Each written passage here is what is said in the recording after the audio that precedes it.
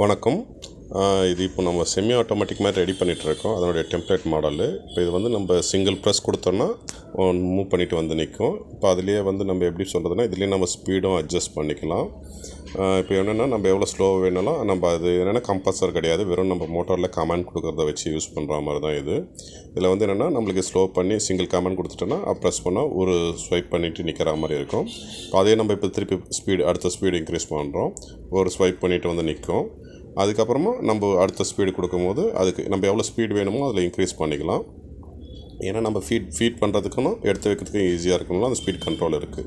இப்போ இதிலேயே வந்து நம்ம அடுத்தது வந்து லூப்பிங் கொடுக்குற மாதிரி மல்டிபிள் டைம்ஸ் பண்ணுற மாதிரி இருக்கிறதுக்கும் பண்ணிக்கலாம். இப்போ இதில் வந்து நான் 5 டைம்ஸ் போயிட்டு வந்து நிற்கணுன்ற மாதிரி கமெண்ட் கொடுத்துருக்கேன்.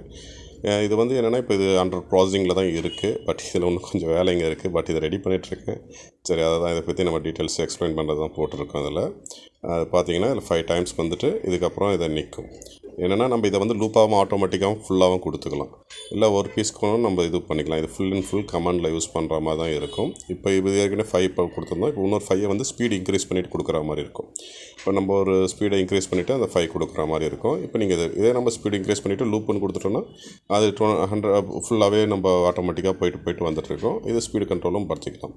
ப்ராசஸிங் இருக்குது. பார்க்குறேன். இது இன்னும் ஃபினிஷ் பண்ணலாம். நம்ம இதை நம்ம சேனலில் போஸ்ட் பண்ணுறோம். பாருங்கள். தேங்க்யூ ஃபார் வாட்சிங். ஏதாவது டவுட்ஸ்னால் எனக்கு இன்ஃபார்ம் பண்ணுங்கள்.